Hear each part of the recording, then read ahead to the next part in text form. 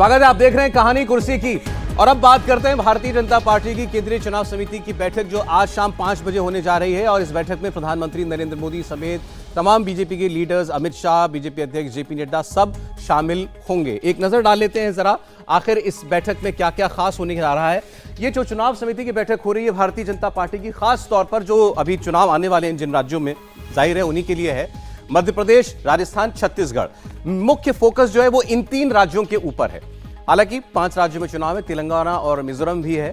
चुनाव की घोषणा से पहले यह बैठक हो रही है, इसीलिए यह ज्यादा चर्चा में है, क्योंकि अमूमन इस बैठक में तय होते हैं नाम उम्मीदवारों के, उसको लेकर यह बैठक होती है।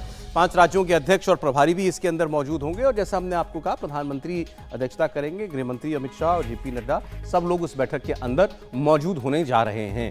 तो बीजेपी पूरी तरीके से ग्राउंड पर है, पूरे जोर के साथ लगी हुई। हम बार बार आपको बताते हैं, मध्य प्रदेश का चुनाव तो गृह मंत्री अमित शाह ने खुद अपने हाथ में लिया हुआ है, यानी उन्होंने जिम्मेदारी ले रखी है मध्य प्रदेश जिताने की, सीधे सीधे शब्दों में। और राजस्थान को लेकर के भी ये खबरें अक्सर आती हैं कि राजस्थान का चुनाव बीजेपी की पकड़ में है, लेकिन अशोक गहलोत ने अभी तक हार मानी नहीं है। अशोक गहलोत भी अपनी तरफ से पूरा जोर लगा रहे हैं। तो क्या वो इस टक्कर को कांटे की टक्कर बना पाए या नहीं बना पाए राजस्थान में, ये हम बात करेंगे अभी। और मध्य प्रदेश में इसको लेकर के मैं अपनी बात बताऊं आपको, अलग अलग रिएक्शन मिलते हैं, दोनों तरफ के रिएक्शन खूब मिलते हैं। ये भी सुनने को मिलता है कि नहीं, बीजेपी बड़ी परेशानी में है, गैप भी बहुत था, बीजेपी गैप कम करने की कोशिश कर रही है कांग्रेस पार्टी के बीच। कांग्रेस पार्टी से इतने साल शासन करने के बाद लोग ऊब गए हैं शिवराज सिंह को। अगर बीजेपी ने नहीं बदला, अगर बदल दिया होता तो अच्छा होता, लेकिन वहां कोई चेहरा नहीं है, तो बीजेपी के लिए बड़ी मुश्किल है। ये लोग कहने वाले भी बहुत मिलते हैं कि बीजेपी के लिए कोई परेशानी नहीं है, लोग बड़े खुश हैं। लोगों को लगता है कि जैसे भी हैं मुख्यमंत्री शिवराज सिंह चौहान वही चाहिए।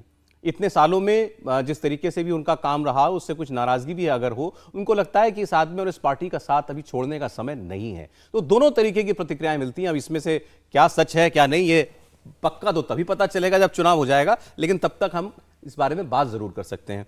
देवेंद्र, पहले ये जो मीटिंग हो रही है, ये जो हम कह रहे हैं कि चुनाव से ऐन पहले होती है, अब इस वक्त क्यों हो रही है, ये सही है या ये मीटिंग कभी भी हो जाती है? नहीं, बिल्कुल सौरभ, और असामान्य है। अच्छा। ये बैठ के आमतौर पर होता ही है कि जब एक बार चुनाव की तारीखों का ऐलान हो जाता है तो उसके बाद पहले प्रदेश चुनाव समिति की बैठक होती है, उसके बाद प्रदेश चुनाव समिति नामों का एक पैनल भेजता है राष्ट्रीय समिति के पास।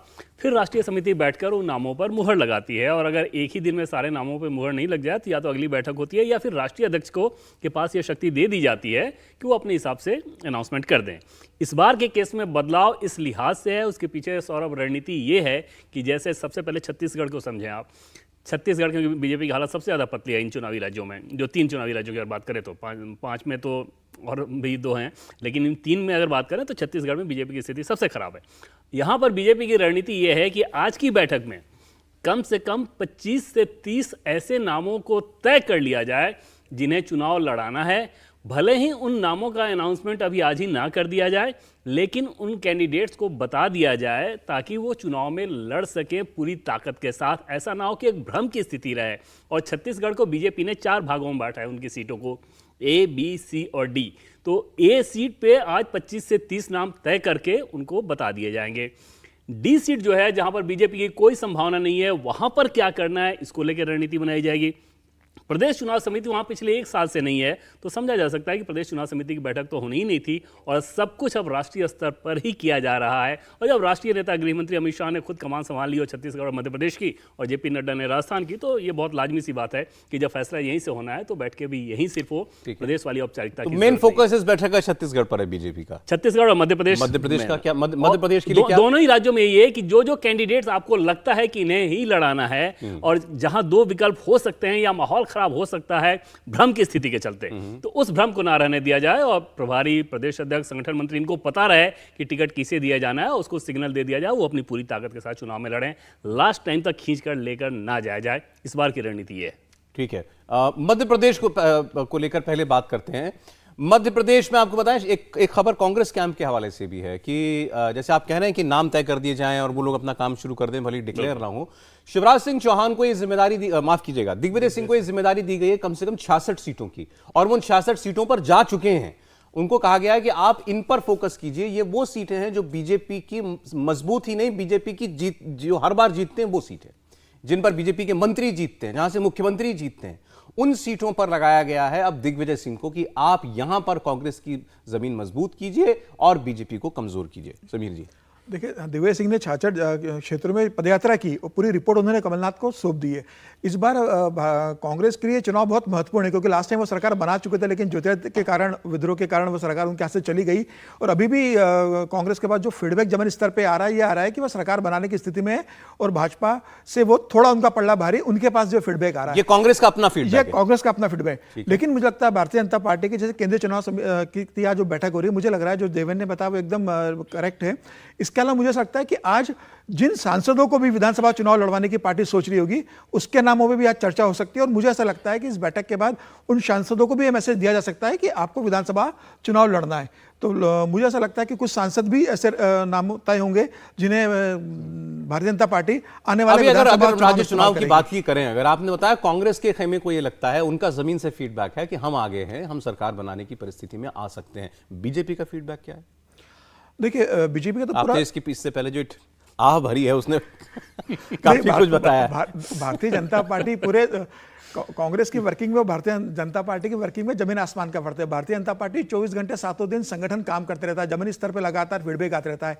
संघीय स्वयंसेवक जमीनी स्तर पे जो काम करते हैं वो भी अपने स्थान बता क्या रहे हैं समीर जी, वो ये बताइए सीधे आप। तो ओवरऑल है कि मध्य प्रदेश भारतीय जनता पार्टी के लिए बहुत आसान नहीं है, लेकिन जिस हिसाब से संगठन वहां तैयारी कर रहा है, मुझे लग रहा है चुनाव के वक्त भारतीय जनता पार्टी का पल्ला भारी होगा और at last Bharatiya Janata party वहां सरकार बनाएगी। लेकिन फिलहाल भारतीय जनता पार्टी को कांग्रेस की तरफ से कड़ी चुनौती मिल रही है, मतलब बीजेपी को कैचअप करना है सीधी। बिल्कुल ठीक। हर्षवर्धन जी, अब देखिए यहाँ हर्षवर्धन जी का जो फीडबैक मैं आपसे कह रहा था ना, जो अलग अलग रिएक्शन मिलते हैं, आप सुनिएगा।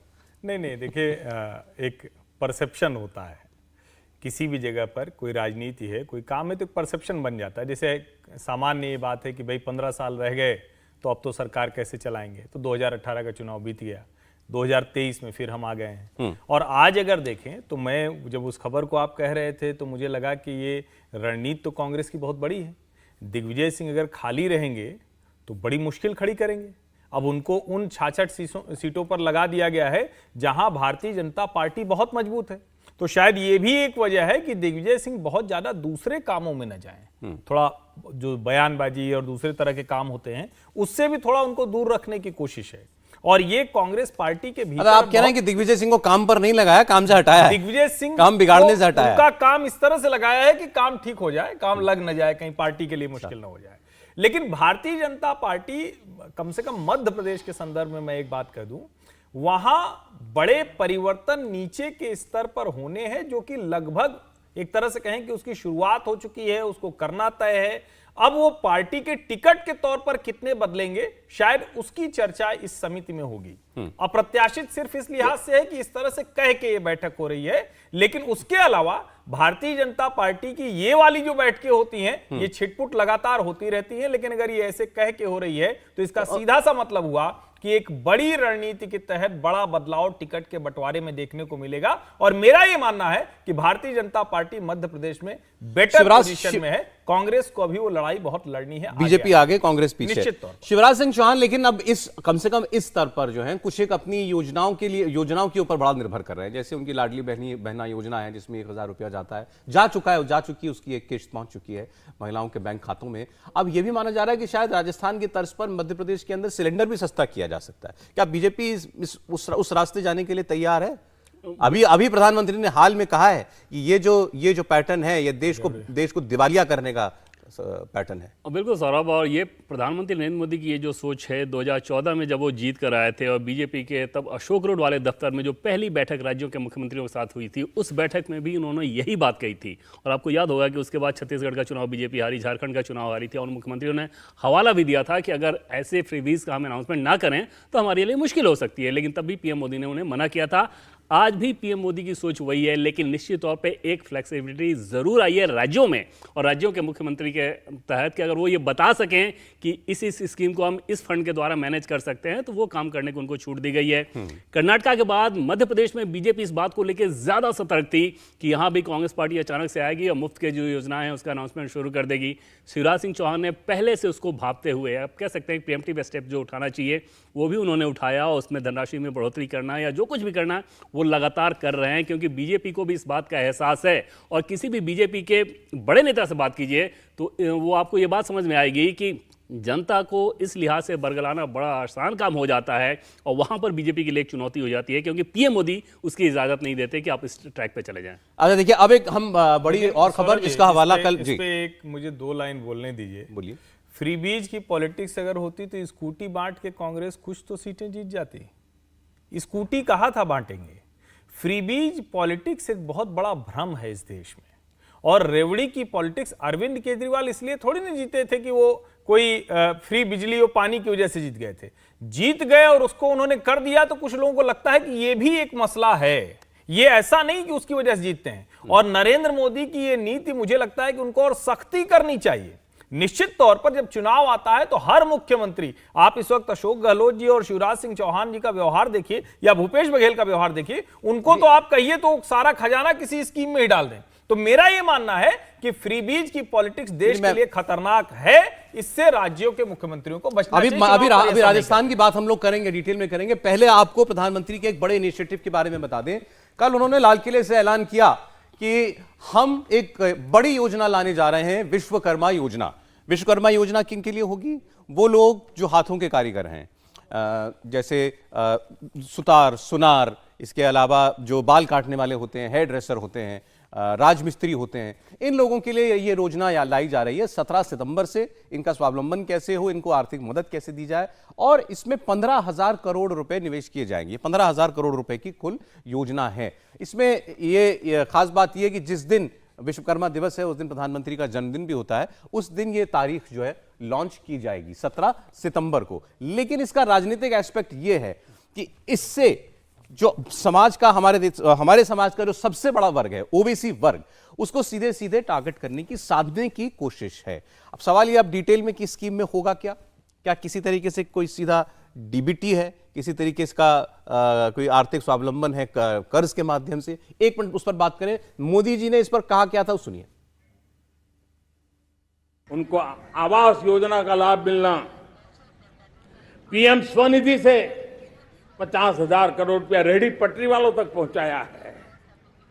आने वाले दिनों में, आने वाली विश्वकर्मा जयंती पर एक कार्यक्रम हम लागू करेंगे।